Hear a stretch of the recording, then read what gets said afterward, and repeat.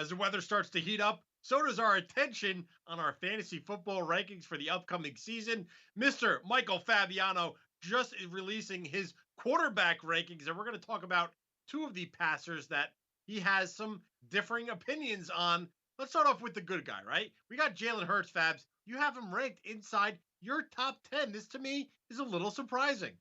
Yeah, man, Hurts so good, right? Let's talk a little John Cougar Mellencamp. For those who might not know who that is, I'm just a little bit older than you.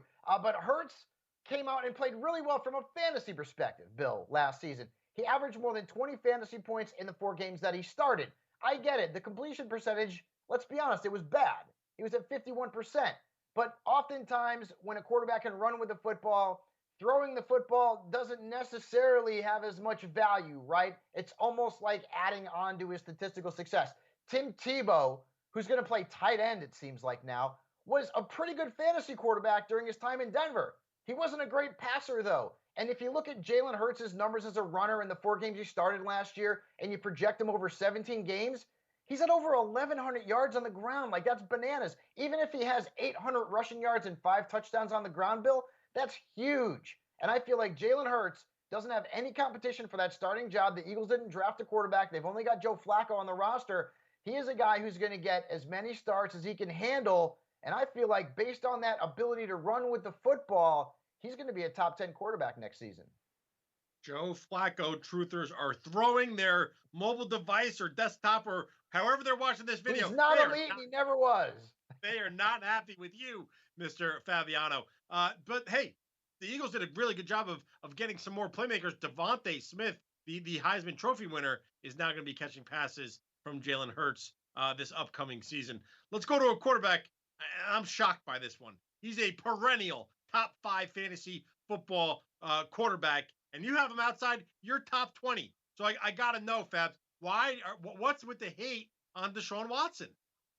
I think it's pretty obvious. I don't know if he's going to play football in 2021. With all the off field stuff, he's impossible to predict at this point. He could be gone for half the season, he could be gone for the entire season. And even if he's suspended for a part of the season, he's come out and said, Bill, I don't want to play for the Texans. And I don't know if Watson's going to play 12 games, if he's going to play 8 games, or if he's going to play any games. At this point, he is a late round pick as a QB2. And you're absolutely trying to get a player at a discount that maybe can get you part of the season.